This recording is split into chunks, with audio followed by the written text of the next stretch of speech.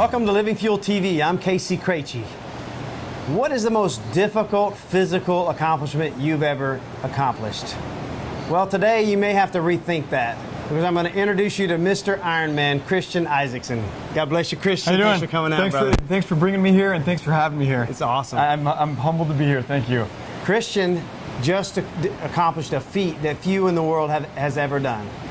He did the Epic 5 race in Hawaii last week, where he would do an Ironman triathlon each day for 5 days in a row. And he's one of 3 people in the world that accomplished this task within the time frame allowed, and 4 total accomplished it.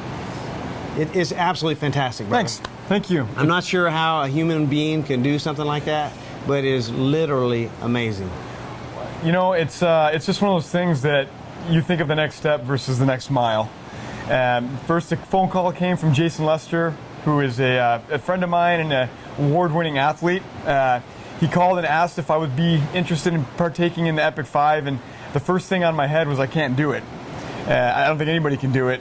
And after I talked and prayed about it with my wife, after Ron and I discussed it for at length, I was hooked the second he asked me, but I had to kind of play the limp dog for my wife. I was in.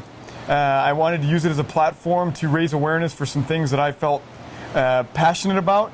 I've spent some time in Haiti over the past year. I've also worked with some people from Vegas with XXX Church, which is an anti-pornography campaign, and the Epic 5 was a good platform for me to be able to use such a magnificent feat to show the magnificent power of God that we both serve, and try to help a magnificent cause.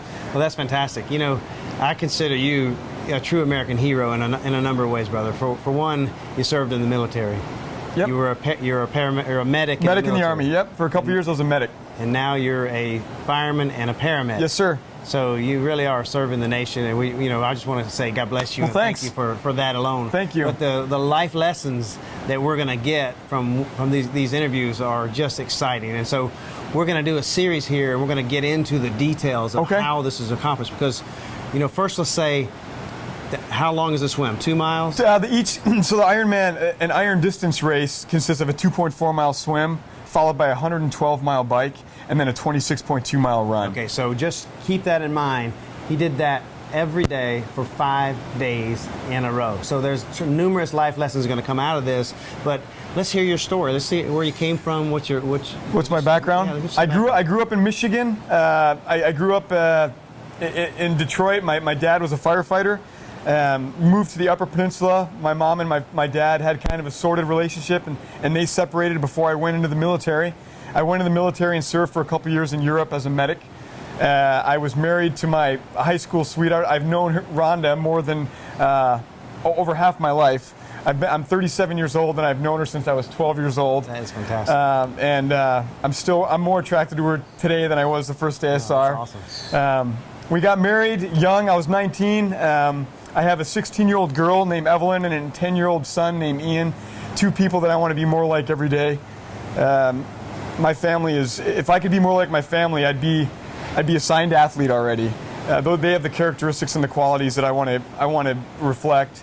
I grew up in a Christian home. I'd like to say a pseudo-Christian home. I didn't have the example that I want to have for my kids as a Christian and as a believer.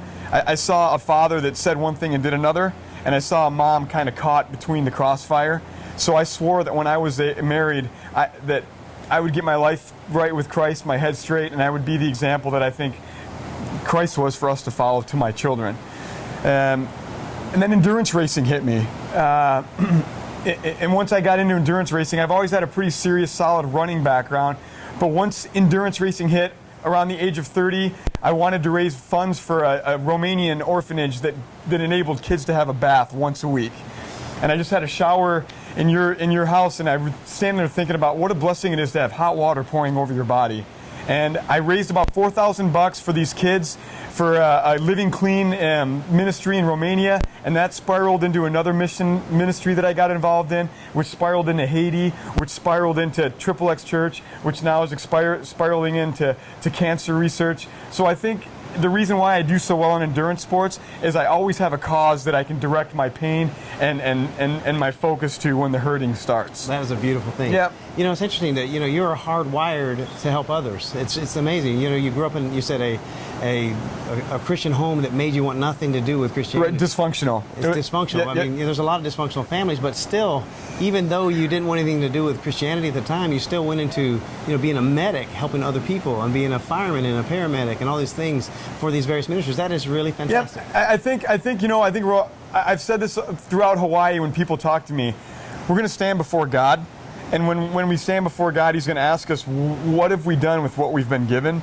And I want to make sure that like if I was to give my son Ian $100 and he went out and bought $100 worth of gumballs, I'd be bummed out. I'd be like, dude, what did you do that for? But if he takes $100 and invests it wisely, then I'm going to turn around and say, good job, you know, well done. And that's what my life needs to. That's what I want to reflect in my life. That is fantastic. Well, brother, we're going to get into the details of the journey here in a moment in the next segments. But, you know, God bless you for telling us such an awesome, clear view into your background. And thanks, man. And thanks for having me here. God bless you. Thank you. Hope that you enjoyed that. Be with us for the future episodes of this. God bless you and have a great day.